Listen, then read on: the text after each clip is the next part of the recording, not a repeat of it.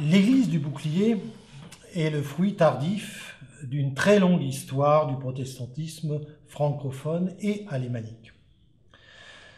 À la fin du Moyen Âge, Strasbourg est une ville libre d'empire qui dépend donc directement de l'empereur et par conséquent jouit d'une très grande liberté d'administration.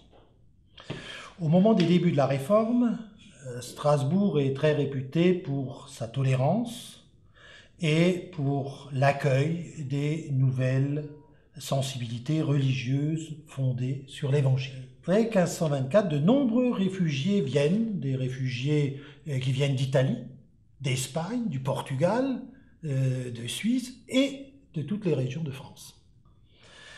Bucer et Capiton établissent des liens avec ces réfugiés, essayent de les intégrer. En 1538, c'est Calvin qu'on va appeler, Bucer et Capiton et les autres vont demander à Calvin de venir à Strasbourg et il aura pour mission de mettre en place une paroisse pour que ces protestants puissent s'organiser d'une manière paroissiale. C'était la seule conception qu'on imaginait à l'époque. Très très vite, l'empereur va s'intéresser aux questions religieuses. C'est Charles Quint, qui est un catholique convaincu, il ne tient pas du tout à ce que sur ces terres, il y ait une autre religion. Sur mes terres, ceux qui dépendent directement de moi peuvent exercer leur religion protestante à condition qu'ils aient signé la confession d'Augsbourg, donc qu'ils soient luthériens. Ce qui excluait les calvinistes, les réformés. Et c'est finalement sous Louis XVI, en 1787, avec l'édit de tolérance, avant la Révolution française, il y a un édit de Louis XVI qui va tolérer la religion réformée qui jusqu'ici était interdite. Et du coup, les réformés français de Strasbourg et les autres vont se tourner vers les responsables religieux de Strasbourg et vers les autorités civiles de Strasbourg pour leur dire maintenant on a le droit de construire un temple à Strasbourg.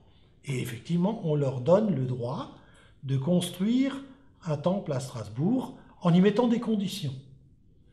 Ce temple doit être discret. Il ne doit pas avoir de clocher. Il ne doit pas non plus avoir de cloche. On pourrait supposer que s'il n'y a pas de clocher, il y a quand même quelque part des cloches. Non, pas de cloche, pas de clocher.